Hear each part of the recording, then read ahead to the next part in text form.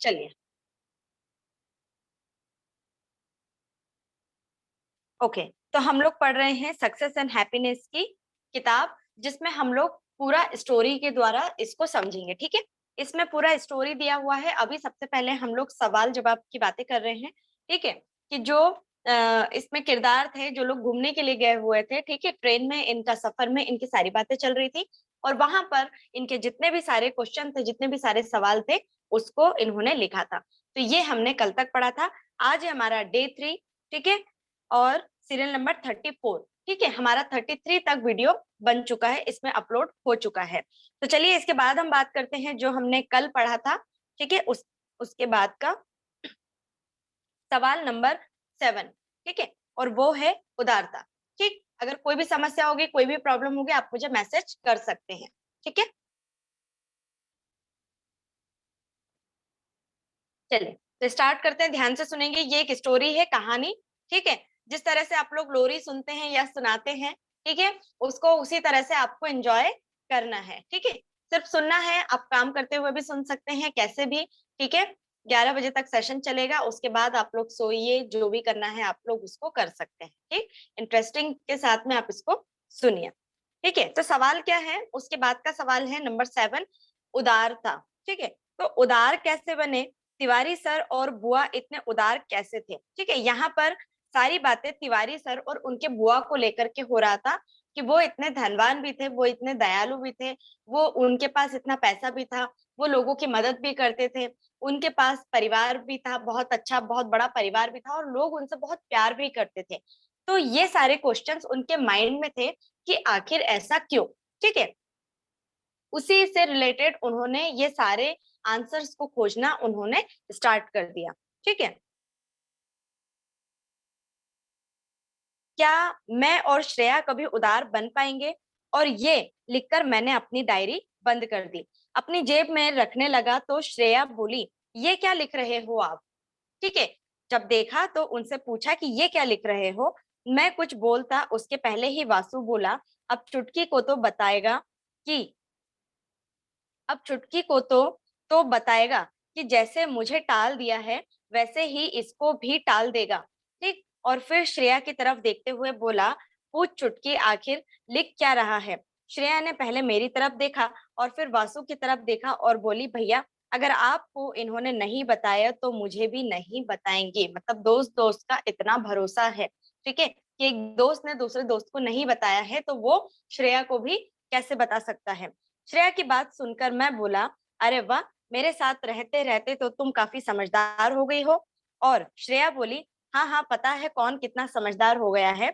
और उसकी बात सुनकर हम तीनों हंसने लगे। ठीक है, यहाँ पर तीनों बैठे हुए आपस में।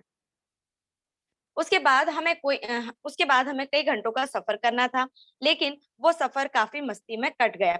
जब भी ट्रेन 2 से 4 मिनट के लिए कहीं पर रुकती थी, तो वासु उतरकर स्टेशन पर टहलने के लिए चला जाता था और कुछ लेकर आ जाता था। और जब ट्रेन ज्यादा देर तक रुकती, तो मैं और श्रेया बाहर चले जाते थे,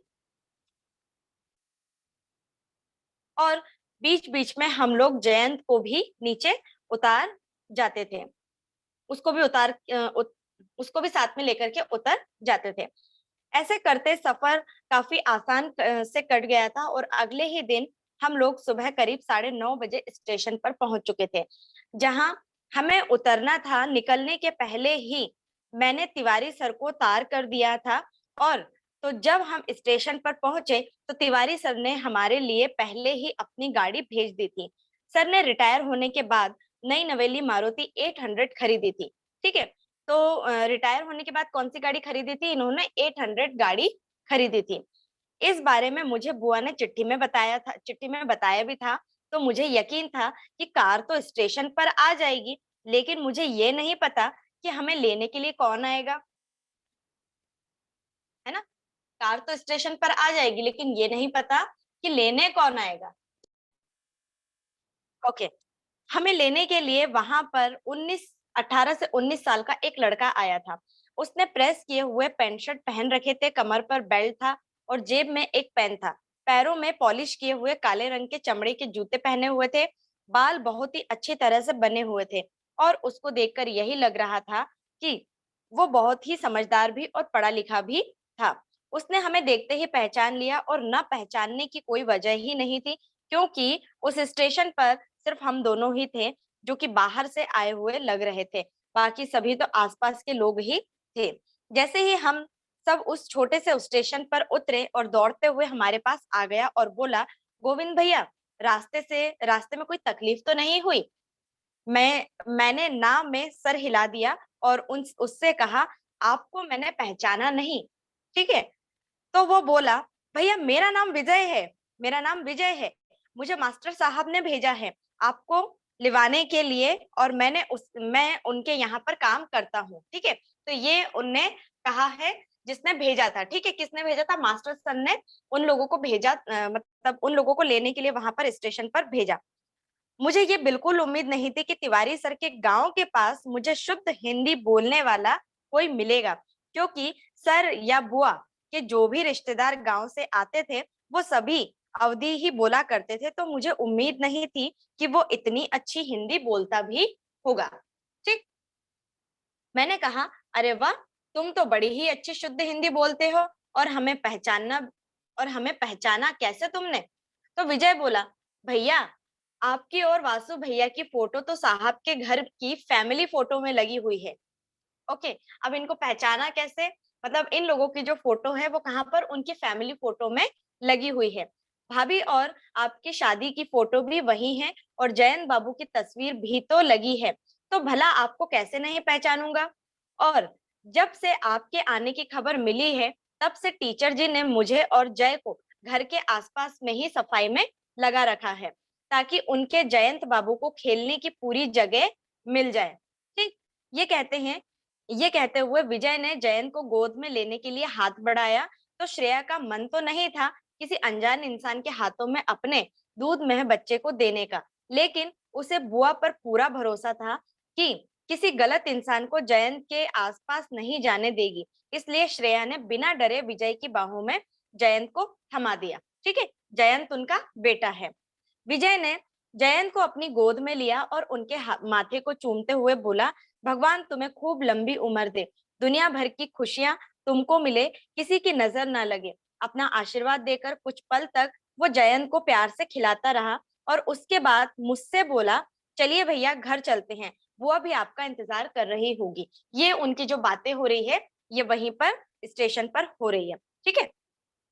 विजय की बात सुनकर हम अपना सामान उठाने लगे, तो विजय बोला, भैया आप रुको, आप क्यों सामान उठा रहे हो? हम है ना, हम उठा लेंगे। मैंने कहा, सामान ज्यादा है, तो विजय बोला, आप रुको तो सही। फिर उसने जयंत को श्रेया के हाथों में देते हुए कहा, भाभी आप हमारे छोटे साहब को पकड़ो, सामान हम देख लेंगे। और उसके बाद उन्हें स्टेशन पर खड़े दो लोगों को आवाज दी और दौड़ते हुए वहां आ गए। वो दोनों भी शायद विजय को पहचानते थे, क्योंकि उनके आने के बाद विजय उनसे अवधी भाषा में बोल रहा था, ये सभी सामान उठाओ और बाहर मास्टर जी की गाड़ी खड़ी है, उसमें रखवा दो। उन्होंने हमारी तरफ देखा और फिर विजय से कुछ बात करने लगा। विजय ने उनको जाने जाने क्या कहा कि वो दोनों दोनों लोग ही हमारे पास आए और हमें नमस्ते किया और अवधी भाषा में बोले, मतलब वहां की उनकी लैंग्वेज है, ठीक है, उस भाषा में बोले, आपका कुछ चाहिए तो बस बताए दिया साहब, सब मिल जाए। मतलब ये उनकी भाषा थी, ठीक है, जो उनकी लैंग्वेज में उन्होंने बोला, साहब आज बाजार आए हुआ, हम चाट के दुकान लगवाई है, आप जरूर आया। ठीक है, मतलब इनकी चाट की एक दुकान है, वहां पर इनको बुलाया है कि आप जरूर से आना। मुझे उनकी कुछ बात तो समझ आ गई थी, पर हमारी मुश्किल को आसान करने के लिए विजय बोला, ये कह रहे हैं कि आपको अगर कुछ भी चाहिए हो तो बता दीजिएगा, हम सब आपको सब कुछ मिल जाएगा। और आज बुधवार की आज का बाजार का दिन है और चाट की दुकान लगाते हैं, तो आप जरूर आइएगा। ठीक है, इनकी दुकान है। मैंने मुस्कुराते हुए सिर्फ इतना ही कहा, जी बिल्कुल कोशिश करूंगा। ठीक। सामान की बात करें तो कुल दो पेटियां थी, एक बैग था जिसमें वासु के कपड़े थे, एक छोटा हैंडबैग था जो कि श्रेया के पास था, और एक और बैग था जिसमें जयंत के कपड़े रखे हुए थे। उसके अलावा मैं इंदौर से ढेर सारा सेव नमकीन पोहा लेकर गया था नाश्ते के लिए। मैंने सोचा था कि शायद काम आ जाएगा, और कुछ नहीं तो भी तिवारी सर को सेव और पोहा बहुत पसंद था, तो किसी भी हाल में ये मुझे लाना ही था। ठीक है, तो तिवारी सर को सेव और पोहा ये बहुत पसंद था, वो भी कहाँ का, हमारे इंदौर का, जहां पर हम लोग रहते हैं। ठीक, पता है ना इंदौर में फेमस है। चलिए, उसके बाद एक बैग उसके बाद एक बैग को विजय ने उठा लिया, और एक पेटी और नमकीन की बोरी को एक आदमी ने ले लिया, और दूसरे ने दूसरी पेटी और पोहे की बोरी को उठा लिया। मेरे पास अब सिर्फ जयंत के कपड़े वाला बैग था, और वासु ने वो झोला ले लिया जिसमें हमने अपने लिए खाने पीने का सामान और पानी की बोतलें रखी हुई थी। हम स्टेशन से बाहर आए, और तब मैंने पहली बार तिवारी सर की मारुति 800 देखी थी। वो सफेद रंग की गाड़ी थी, जो कि बहुत ही खूबसूरत लग रही थी। उस मारुति 800 के टॉप पर लगेज लगेज केस भी लगा हुआ था। ठीक है, जो 800 की गाड़ी थी उसके ऊपर उनका लगेज का वो भी लगा हुआ था। ठीक है, केज। एंड और हमारी दोनों पेटियां उसी लगेज केज पर जाने वाली थी। विजय ने दोनों पेटियों और वासु के कपड़े वाले बैग को लगेज केस पर रखवा दिया, अच्छी तरह से बांध दिया। ठीक है, पूरा सामान कहाँ पर रख दिया, वो गाड़ी के ऊपर रख दिया। और उसके अलावा जो बाकी सामान बचा हुआ था वो सब उन्होंने कार की डिग्गी में रख दिया। उसके बाद मैंने उन दोनों लोगों को धन्यवाद कहा, और मैं उनको कुछ पैसे देने वाला था, और इसलिए मैंने जेब में हाथ डाला, लेकिन विजय ने मुझे आंखों के इशारों से मना कर दिया। तो मैं समझ गया कि पैसे देना गलत होगा। ठीक है, वो जब पैसे निकाल रहे थे तो उनको इशारे से पैसे देने के लिए मना कर दिया।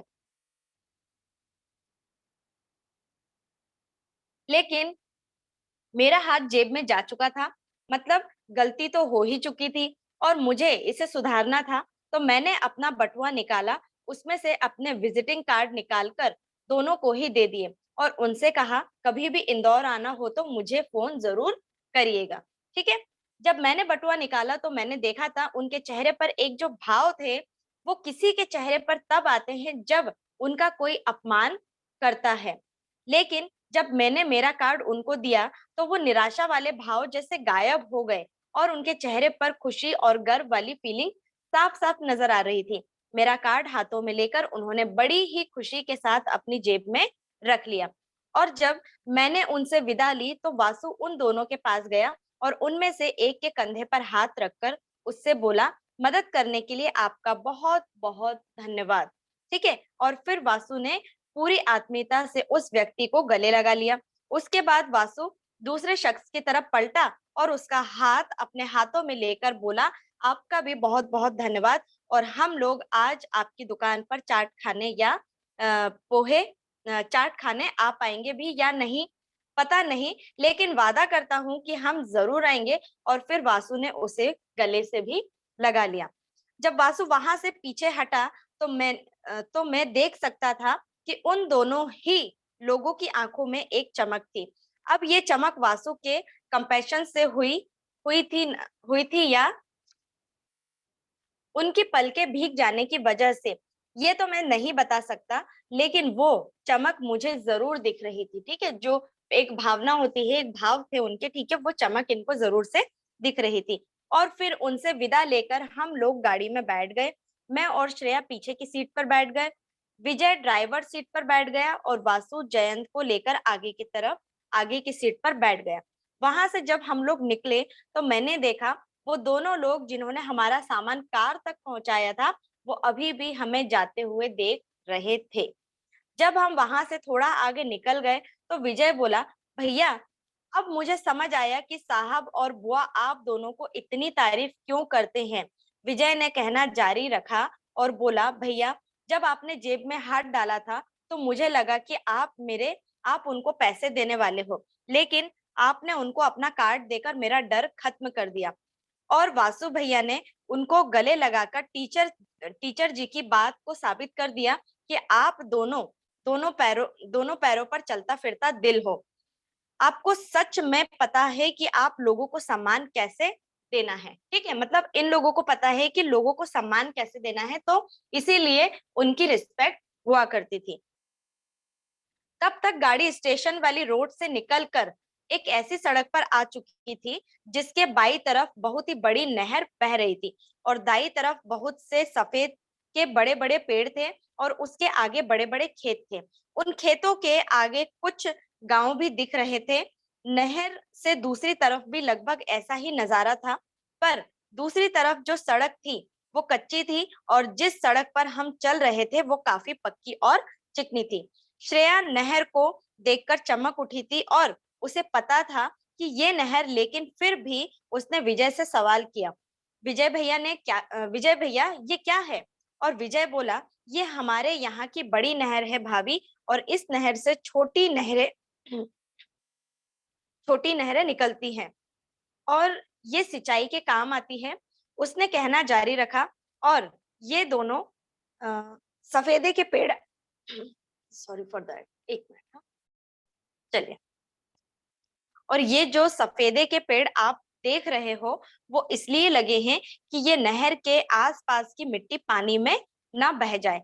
विजय की बात सुनकर श्रेया को बहुत अच्छा लगा और वो खिड़की से बाहर चेहरा निकालकर गांव की ताजी हवा को आनंद लेने लगी। ठीक, अब आगे वाली सीट पर जयंत वासु के सीने पर सर रखकर वो सो चुका था और वासु भी श्रेया की तरह ही नहर और उसके पास के खेतों को देखने में लग गया था। लेकिन मैं कहीं और ही खोया हुआ था। मेरे दिमाग में तो अभी भी विजय की वो सम्मान वाली बातें घूम रही थी और उन बातों को याद कर मैं फिर से सोच में पड़ गया। मैं सोच रहा था कि क्या मैं सच में लोगों को सम्मान देता हूँ, है ना? ये बिल्कुल सच में सोच में पड़ गए थे। और क्या मैं सच में सम्मान का अधिकार रखता हूँ? इनको खुद को नहीं पता था, ये खुद अपने आप से सवाल पूछ रहे थे।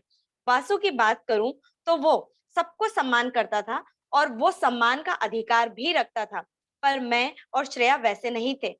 सच बात तो ये है कि मैंने कई बार ये महसूस किया था कि मैं कई लोगों का सम्मान नहीं करता, उल्टा उनका अपमान भी कर देता हूँ।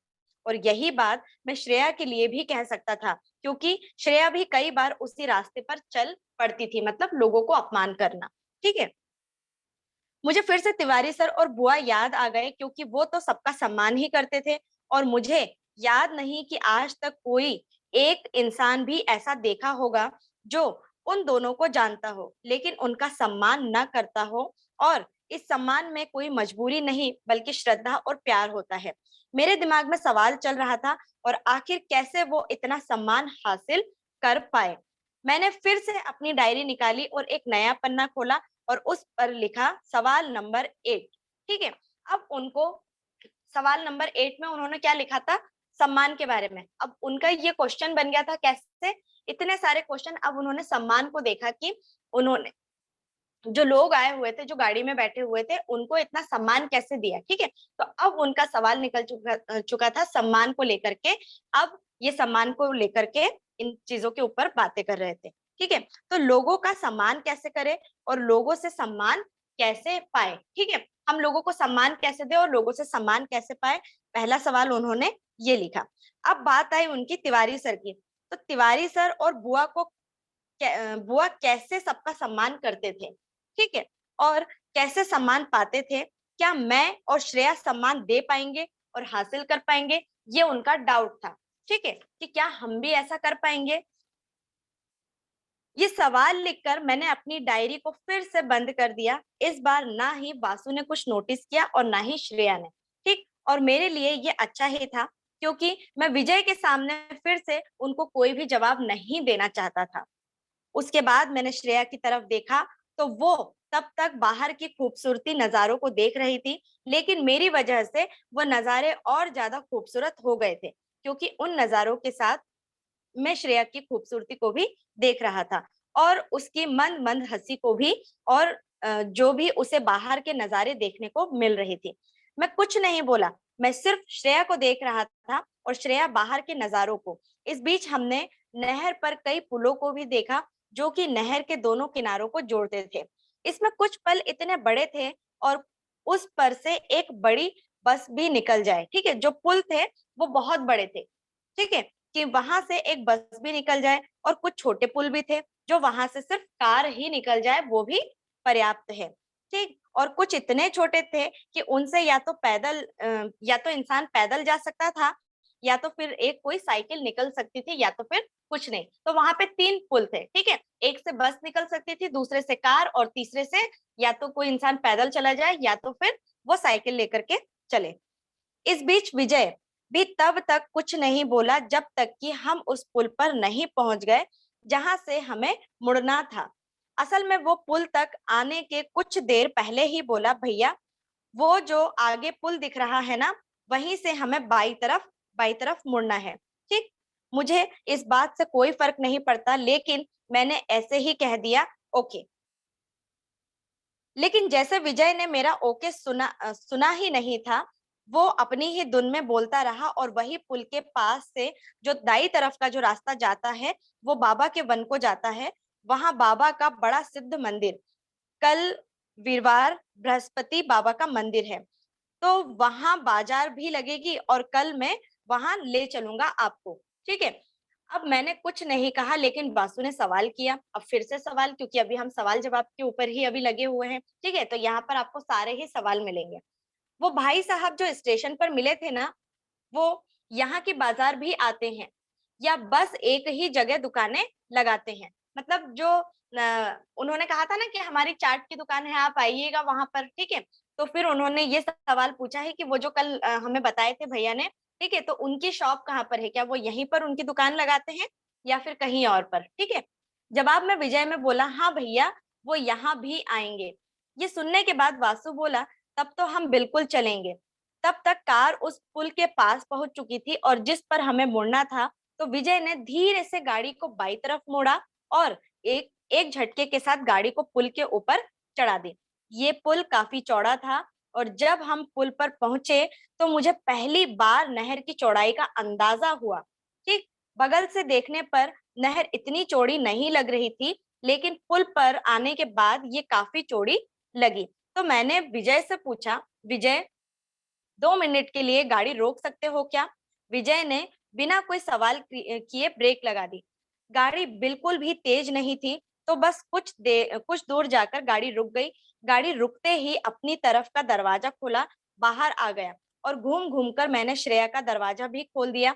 दरवाजा खुलते ही श्रेया भी बाहर आ गई और हमारे पीछे पीछे विजय भी बाहर आ गए। ठीक है, वहीं पर पुल पर इन्होंने गाड़ी रोकी। वासु ने बाहर आने की कोई कोशिश नहीं की, तो मैंने उससे कहा, यार यहाँ बड़ा खूबसूरत नजारा है, तू भी बाहर आ जा। मेरी बातों को सुनकर वासु बोला, अभी जयंत आराम से सोया हुआ है, बाहर आऊंगा तो वो जग जाएगा, तुम लोग एंजॉय करो, मैं बाद में देख लूंगा। वासु की बात सुनकर फिर से मुझे अपनी किस्मत पर घमंड होने लगा था, क्योंकि ऐसा दोस्त इतनी आसानी से किसी को नहीं मिल सकता। मैंने फिर वासु पर कोई दबाव नहीं डाला। तब तक श्रेया पुल की दीवार के पास जाकर दीवार के सहारे नहर की तरफ झुककर खड़ी हो गई थी और नहर की तेजी से बहते हुए पानी को देख रही थी। मैं भी श्रेया के पास जाकर वैसे ही खड़ा हो गया जैसे उस पानी को देखने लगा, बहते हुए पानी को। ठीक। ये लोग पुल के पास खड़े हुए हैं। देखते हुए मैंने नोटिस किया कि पुल की जिस दीवार से टिककर हम खड़े थे, वो ईंटों से बनी दीवार थी। ठीक है, ईंटों से बनी हुई थी वो दीवार। उस दीवार की मोटाई कम से कम 2 फुट रही होगी। दीवार के दोनों ही कोने नहर की पूरी चौड़ाई तक गोलाई के कटे हुए थे और बिना प्लास्टर के भी वो दीवार बहुत खूबसूरत लग रही थी। मैं मन ही मन में उस दीवार की कारीगरी की तारीफ कर रहा था। ठीक है, जो दीवार थी वो मन ही मन में उस कारीगर की तारीफ कर रहे थे कि आखिर ये कैसे बनाया। तभी विजय की आवाज ने मेरा ध्यान तोड़ा और कह रहा था, गोविंद भैया अब चलते हैं, आपको मैं यहाँ फिर से लेकर आऊंगा। अभी घर पर साहब और टीचर जी इंतजार कर रहे होंगे। ठीक है, अभी इनको तिवारी जी के घर पर जाना है, तो ये लोग यहाँ से पुल से होकर के जा रहे हैं। उनकी बात सच भी थी, तो मैंने कोई विरोध नहीं किया, सिर्फ हाँ में सर हिलाया और हम कार की तरफ आ गए। इस बार श्रेया गाड़ी के दाईं ओर से अंदर बैठी और दूसरे कोने पर खसक गई और मैं भी वहीं से अंदर बैठ गया। तब तक विजय भी अपनी सीट पर पहुंच चुका था और उसने गाड़ी स्टार्ट की और धीरे से उसने पुल से गाड़ी को नीचे उतार दिया। पुल से उतरते ही पक्की सड़क थी जो कि ढलान के साथ नीचे की तरफ जा रही थी। विजय धीरे धीरे उस रास्ते पर गाड़ी चलाने लगा और थोड़ा आगे जाने लगा, उनके बाई तरफ इशारा करते हुए। हमें एक सड़क दिखाई दी जो ईंटों से बनी हुई थी। विजय बोला, ये खंडसा वाला रास्ता है जो कि सीधे गांव में जाएगा। वो तालाब के किनारे गांव का सरकारी अस्पताल, और अब तो सच में अस्पताल बन गया है, नहीं तो पहले सिर्फ बिल्डिंग ही थी। मैंने पूछा क्या मतलब? ठीक है, मतलब ये बहुत पुरानी जो उन्होंने देखे थे तब का, ठीक है, ये तब की बातें ये लोग कह रहे हैं। तो बोला, पहले सरकार ने यहाँ अस्पताल के लिए बिल्डिंग बना दी थी, लेकिन ना दवाई थी और ना ही डॉक्टर थे और ना ही इलाज था। पर साहब, जब से आए हैं तब से डॉक्टर भी रहने लगे और दवाई भी। पर विजय ने जो ईंटों वाला रास्ता हमें जो दिखाया था, वो उस पर मुड़ा नहीं, बल्कि सीधे ही पक्की सड़क पर चलता रहा। इसके पहले कि मैं सवाल करता, वो बोला, भैया हमें लंबे रास्ते से जाएंगे, जो कि पूरा पक्का है। उसकी बात सुनकर मैं कुछ नहीं बोला, और थोड़ा और आगे चलने पर विजय ने गाड़ी को बाईं तरफ मोड़ दिया। मोड़ते ही हमें दाईं तरफ पत्थर की पुराने जमाने वाली एक बावड़ी दिखी, और विजय वहां कुछ कहने वाला था, लेकिन फिर बोला, अभी हम घर चलते हैं, गांव तो मैं आप लोगों को फिर से बाद में घुमा दूंगा। ठीक। और जब तक विजय की बात खत्म हुई, हम गांव के अंदर पहुंच चुके थे, और उसके लगभग तुरंत बाद ही विजय ने गाड़ी को एक बार और बाई तरफ मोड़ा। ठीक है, फिर से बाई तरफ मोड़ा गाड़ी को, और फिर कुछ सेकंड चलकर गाड़ी की दाई तरफ मोड़कर एक घर के सामने खड़ा कर दिया। ये बहुत ही खूबसूरत पक्का घर था, जिसके बाहर और बगल में बहुत सारी जगह थी। ठीक है, घर के बाईं तरफ खाली जगह और बहुत से फूल और सब्जियों के पौधे लगे हुए थे। इन फूलों में गेंदे के पीले और गुलाब के लाल फूल साफ साफ नजर आ रहे थे। उसके अलावा वहां कई बहुत सारे फूल भी थे, और जिनको पहचान नहीं पाया। ठीक है, बहुत सारे टाइप के वहां पर फूल थे। वहीं पर एक नीम का और दो आम के पेड़ भी थे, जिनकी छां घर के सामने तक आ रही थी। ठीक है, जो उनकी छां थी वो घर के सामने तक आ रही थी। घर के बाहर दाईं तरफ एक कुआं था, जिसके चारों तरफ करीब 3.5 फीट उसकी ऊंची बाउंड्री थी, और वहां पर एक गरारी भी थी, जो कि कुएं से पानी निकालने के काम भी आती होगी। इसके बीच एक भव्य घर था, और जिस पर बड़े बड़े अक्षरों में लिखा था, सुख निवास। ठीक है, जब तक हम गाड़ी से बाहर निकलते तब तक बुआ भी आंगन से बाहर आ गई थी। तो बुआ के घर का नाम क्या था?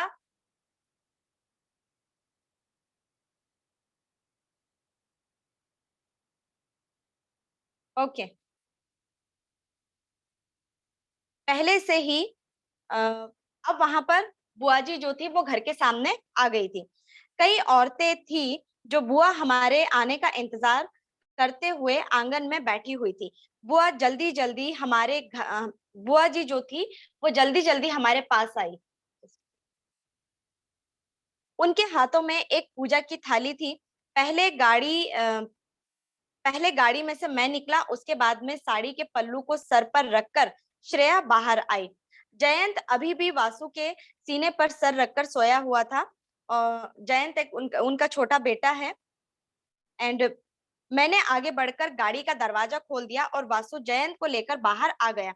मैंने वासु को देखा तो मुझे थोड़ी सी हंसी आ गई, क्योंकि जयंत नींद में ही वासु की शर्ट गीली कर चुका था। लेकिन जैसे वासु को इस बात का फर्क ही नहीं पड़ रहा था, उसके चेहरे पर बस इस बात की खुशी थी कि जयंत अच्छी तरह से सो रहा था।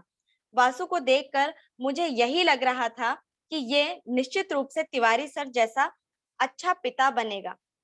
पर उसके तुरंत बाद ही उसकी शादी नहीं करूंगा, ये उन्होंने कहा। एंड वाली बात मेरे दिमाग में घूमने लगी, मतलब ये उनकी पुरानी बातें उनके दिमाग में घूमने लगी। इस बात से मैं उदास तो हुआ, पर उस वक्त मैंने कुछ कहना या जताना ठीक नहीं समझा। मैंने पलट कर बुआ की तरफ देखा, और देखा तो वो अभी भी आरती की थाली लेकर हमारे पास खड़ी थी। मुझे देखते हुए बोली, तुम दोनों पति पत्नी एक साथ खड़े हो जाओ। और वासु से बोली, तू यहाँ आकर खड़ा हो जा, तू भांजा है, पहला हक तेरा है। बुआ वासु की आरती उतारने ही वाली थी कि पीछे से गांव की किसी बूढ़ी औरत ने वहीं की भाषा में कहा, बच्चे को माँ या बाप की गोद में रखकर रखकर आरती करती बच्ची, ना ही ये बात मुझे अच्छी लगी और ना ही श्रेया को। लेकिन मैं कुछ कहता उससे पहले ही बुआ हमारी तरफ इशारा करते हुए बोली, ये दोनों बच्चे के माता पिता हैं, लेकिन ये तो उनके मामा भी है और चाचा भी है, और इससे ज्यादा हक तो किसी का है ही नहीं। बुआ की तो बात सुनकर मैं और श्रेया दोनों ही खुश हो गए, और वही खुशी मुझे वासु के चेहरे पर दिखने लगी। पहले बुआ ने वासु और जयंत की आरती उतारी और दोनों दोनों की बलाएं ली। वासु खुद तो बुआ के पैर नहीं छू सकता था, भांजा जो ठहरा, लेकिन लेकिन उसने आरती के बाद जयंत को अपने कंधे से बड़े आराम से उतारा और धीरे से जयंत का सर आशीर्वाद लेने के लिए बुआ के पैर पर रख दिया। बुआ ने भी जमाने भर की दुआएं और आशीर्वाद जयंत और वासु को दे डाले। उसके बाद बुआ ने श्रेया और मेरी आरती उतारकर हमें बुलाए ली और हमने उनके पैर को छूकर उनसे आशीर्वाद लिया। हमें भी काफी आशीर्वाद मिले, लेकिन जैन से थोड़े कम। फिर बुआ हमसे बोली, चलो अब अंदर चलो, ठीक है। तो ये अभी बाहर तक की बातें हो रही थी, और अब इनको सबको अंदर लेकर जा रहे हैं। कहाँ पर? बुआ जी के घर पर। मैंने कहा सामान तो उतार लूं, तो विजय बोला, भैया आप जाओ, सामान की चिंता मत करो, हम देख लेंगे। उसके बाद बुआ ने आरती की थाली वहां एक लड़की को दे दी और जयन को वासु की गोद से अपनी गोद में ले लिया। शायद वही मौका था जब बुआ ने वासु की गीली कमीज पर ध्यान दिया। वो भी मुस्कुराने लगी, पर कुछ बोली नहीं। बुआ जयंत को लेकर आगे आगे चल रही थी और हम उनके पीछे पीछे चल रहे थे। पहले हम लोग घर के बरामदे में पहुंच चुके थे, और वो काफी बड़ा था, और वहां बहुत सी कुर्सियां भी लगी हुई थी और वहां पर पलंग भी लगा हुआ था। वहां कई और औरतें और लड़कियां भी बैठी हुई थी, पर बुआ वहां रुकी नहीं। ये गांव था, तो गांव में तो आप समझ ही सकते होंगे कि वहां पर आंगन होता है और किस तरीके का वहां पर स्वागत किया जाता है, ठीक है। तो ये सारी बातें वहां पर चल रही है। वो और आगे अंदर की तरफ चली गई और हम लोग भी उनके पीछे पीछे अंदर चले गए। अब हम जहां थे वहां पर एक बड़ा सा हॉल था, जिसमें एक तरफ सोफा लगा हुआ था, टी टेबल था, सोफे के पीछे किताबों की अलमारी थी, सामने एक टेबल रखा हुआ था और टीवी रखा हुआ था। उसी हॉल में दरवाजे के दूसरी तरफ के सट कर एक पलंग भी रखा हुआ था, और उस पलंग के सामने बहुत सी किताबें रखी हुई थी, लेकिन सोफे के ठीक सामने वाली दीवार पर बहुत सी तस्वीरें लगी हुई थी। बुआ ने हमें बैठने के लिए कहा, और जयंत अभी भी सो रहा था, तो बुआ ने जयंत को ले जाकर उसे पलंग पर सुला दिया। उसके कपड़े गीले हो चुके थे, तो उन कपड़ों को निकाल दिया और उसे साफ कर चादर में लपेट दिया। उसके बाद बुआ हमारे पास आकर बैठ गई और पूछी, तुम्हारा सफर कैसा रहा? कोई परेशानी तो नहीं हुई? हमने ना में सर हिला दिया, और फिर बुआ बोली, तुम लोग काफी थक चुके होंगे, तो तुम लोग ब्रश करके चाय पी लो और उसके बाद आराम से बातें करेंगे।